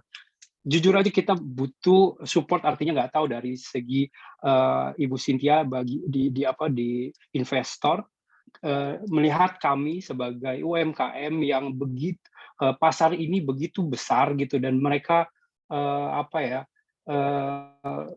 permintaannya cukup besar, tapi kapasitas kami sebagai produsen itu masih terkendala dengan permodalan itu gitu ya kan. Dan ini realitanya seperti itu Ibu Cynthia. Nah, itu untuk Ibu Cynthia. Tapi untuk Pak Boni saya mau tanya Pak, tadi saya coba cari-cari di Google tentang buat PT. Itu kalau nggak salah ada dua ya Pak, PT yang biasa dan PT perorangan. Nah, kalau PT perorangan tuh kemungkinannya saya masih bisa tempuh lah dalam waktu dekat gitu ya kan. Nah, kira-kira perorangan itu bisa nggak sih Pak gitu ya kan? Atau harus PT yang biasa itu? Terima kasih. Saya jawab dulu ya sebelum ke Bu Cynthia, karena ini cepat kalau saya jawabnya. Secara legal standing, Pak, PT Perorangan kan juga di-encourage oleh pemerintah kita. Jadi kami tetap harus bisa menerima PT Perorangan itu selama memang bisa dibuktikan bahwa yang bersangkutan terbukti punya PT Perorangan terdaftar, ya ibaratnya seperti itu. Entah itu cuma dibuktikan by NIB atau ada dokumen yang lain. Tapi setahu saya Pak, kalau investor itu lebih preferensinya PT yang bukan perorangan, setahu saya di situ. Nah, karena pada intinya kan mereka akan masuk ke dalam akte pendirian PT yang biasa itu, mereka akan duduk sebagai pemegang saham. Saya belum tahu konteks hukum dengan PT perorangan seperti apa. Nanti kami akan coba gali lagi lebih lanjut mengenai PT perorangan ini, dan kami akan berikan informasinya lebih lanjut di Instagramnya foodstartupindonesia.com ya, kalau ada pengumuman-pengumuman lebih lanjut. Tapi secara legal Bapak boleh daftar menggunakan, dan pasti akan kami masuk seleksi terlepas masuk untuk kurasi ya, tidak gugur secara sistem kalau Bapak terdaftar sebagai PT perorangan. Nah, kalau sudah masuk seleksi by system, berarti kan gugurnya ada di masalah kurasi. Kalau kurasi kita sudah nggak ngomong legalitas lagi, kurasi kita ngomong dari konsep bisnisnya Bapak, pitch-nya Bapak seperti apa, karena itu sudah dari masuk ke lebih ke bisnis atau investasinya di situ. Itu ya Pak Ahmad ya. Baik. Ya Pak Ahmad ya. Semoga bisa dipahami. Silakan Bu Cynthia. Pertanyaannya itu ya, mau nggak sih investor invest gitu ya, kalau misalnya demand-nya gede banget tapi produksinya ini, tapi mungkin sebenarnya ada solusi dulu kali ya, ketika misalkan permodalannya masih kurang, segala macam, demand-nya ada tapi produksinya belum ada nih. Sebenarnya kalau misalnya aku banyak ngobrol-ngobrol juga dengan beberapa startup gitu ya, yang mereka lakukan tuh maklon. Jadi mereka tuh numpang produksi di proses facility. Jadi mereka minjam underutilized space dan utility di tempat lain, yang kemudian akhirnya jatuhnya ya maklon. Nah, mungkin ada beberapa, kalau di kita tuh dulu ada yang namanya Waku ya. Jadi mereka emang punya kitchen sendiri, dan kemudian kitchen itu tuh memang membuka kesempatan bagi UMKM ataupun bisnis, mau catering, mau apapun, untuk dimasak di sana. Jadi nanti dari sana tersebut mereka bisa bantu distribusi dan segala macam. Nah, jadi mungkin hal pertama yang bisa dilakukan itu adalah ya mencari yang hal-hal kayak gini dulu nih. Dan biasanya rata-rata kalau partner-partner kayak gini, mereka pun udah menyediakan fasilitas untuk financing. Jadi mereka istilahnya menanggung beban dulu di awal gitu ya. Nanti ketika udah berhasil kejual, nanti bisa profit sharing lah atau gimana, skemanya banyak. Jadi sebenarnya yang Bapak bisa lakukan sekarang itu adalah cari partner dulu sih, partner maklon yang bekerja di sini gitu. Karena sekarang banyak juga startup bantuin startup sih yang aku lihat sekarang tuh ya. Nah, dan aku sendiri kemarin lihatnya itu di startupnya nggak salah namanya Waku ya, tapi coba boleh dilihat lagi gitu ya. Ada beberapa fasilitas yang memang bisa dipakai. Kalau dari investor sih, investor point of view mungkin kalau aku bisa tambahin, yes, demand-nya memang udah ada gitu ya. Tapi kalau misalnya bisnisnya belum bisa catch up, mengejar itu berarti kan ada potensial yang terhilang nih, yang lost potential. Dan menurut kami itu jadi red flag gitu ya. Kalau misalnya sekarang demand-nya ada, tapi produksinya nggak bisa keep up, dan belum ada solusinya gimana. Nah, berarti kan ada dua solusi tadi, cari partner atau kedua mungkin aja bisa cari pendanaan nih. Pendanaannya berarti salah satunya adalah misalnya minta duitnya itu salah satunya dalam bentuk working capital karena untuk meningkatkan kapasitas produksi. Nah, itu juga bisa sebenarnya. Gitu. Baik, baik. Cukup jelas, Pak Ahmad? Ya, sebenarnya bisnis model agak sedikit berbeda sih, Pak. Karena bukannya kita di kitchen, karena kitchen kita punya sendiri. Hanya saja saya jujur aja untuk secara capitalnya gitu. Untuk kita membeli bahan baku, misalnya jujur aja untuk rumput laut itu sendiri kan kita import dari Korea Selatan misalnya. Ketika sekarang kita beli sama importir di Indonesia, jelas harganya jauh sekali ketika kita misalnya direct beli dari Korea Selatan gitu loh. Dan itu yang membedakan. Begitu juga dengan misalnya kemasan Pak Boni, ketika saya beli sama di IPEC gitu ya kan, dengan kuantiti yang sekian akan berbeda ketika kita kuantiti yang misalnya jutaan pieces gitu ya kan, dan itu mempengaruhi sama BEP dan margin itu sebenarnya sih seperti itu gitu. Nah, untuk saat ini kita paling tidak menunjukkan dulu sih, jujur aja kita mau show up dulu, ini loh kita punya produk gitu, walaupun kita masih belum profit dan kita punya bisnis atau ini bisa kita scale up gitu ketika kita nanti ke depannya dapat fundraising. Seperti itu kira-kira Ibu, Bapak. Baik, jangan patah semangat ya Pak Ahmad ya. Semangat terus. Baik, terima kasih. Levelnya mungkin masih belum besar, tapi nggak apa-apa. Selalu bisnis besar juga dimulai dari kecil kok Pak. Don't worry about it ya. Oke, siap. Baik, terima kasih. Baik teman-teman, apakah ada lagi pertanyaan? Oh, sudah habis ternyata di daftar chat. Saya rasa kita bisa akhiri sesi hari ini kalau tidak ada pertanyaan lagi. Terima kasih sekali kepada Ibu Cynthia meluangkan waktunya. Thank you, Bu Cynthia. Jangan kapok untuk mendukung Food Startup Indonesia. Dan teman-teman masih bisa ikuti sesi-sesi pre-mentoring hari Selasa. Besok kita akan bicara mengenai bagaimana menyusun laporan keuangan untuk pembiayaan di sesi pagi harinya. Di sesi siang harinya bersama Pak Agung Nugroho, kita akan bicara mengenai bagaimana cara menghitung valuasi terhadap sebuah rencana pembiayaan. Gitu ya. Jadi bisa nanya lebih lanjut soal valuasi. Masih ada yang tanya soal webnya, ada di di background layar kami, foodstartupindonesia.com ya. Mohon untuk lebih pay attention to the details ya Bapak Ibu ya. Hal-hal segini jangan ditanyain lagi karena udah tercantum jelas di mana-mana. Terima kasih. Semoga materi yang kami bawakan membantu sekali, berguna bagi Bapak Ibu sekalian. Mohon maaf bila ada kesalahan perkataan atau perbuatan.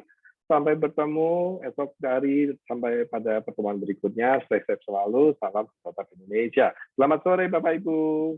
Disuruh foto dulu Pak. Oh, foto dulu. Pada belum foto ya. Baik. Silakan on cam dulu teman-teman yang kita ambil. Sandra bisa execute fotonya. Tolong dikomandoin. Iya. Bisa open cam dulu ya Ibu Bapak. Saya tunggu. Yuk, tunjukin muka ganteng cantiknya. Karena ini nanti akan ada 4 slide. 4 jadi halaman ya. Ya. Jadi tahan dulu. Kita mulai dari yang paling depan dulu. Hai Pak Vincent Kusuma, ngapain lagi Anda di sini? Baik, silakan Sandra. 2, 3. Siap. Bentar, kita masih akan ulang lagi ya. Bentar.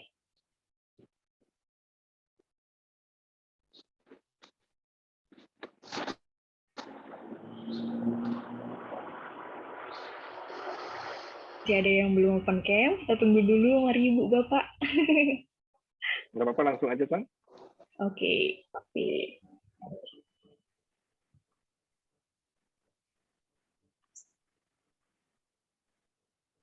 1, 2, 3. Oke. Sudah ya, San? Saya Iya, juga sudah. capture. Terima kasih Bapak Ibu sekalian. Selamat sore. Sampai bertemu besok hari di acara yang sama. Teman-teman, Terima kasih, kasih. Pak. Stay safe. Makasih banyak Pak Boni, Terima Bu kasih. Cynthia. Terima Terima Sama-sama. kasih. kasih. Nah, izin live teman-teman. Thank you Pak Boni ya. Ya. Selamat sore. Mbak Selamat Cynthia.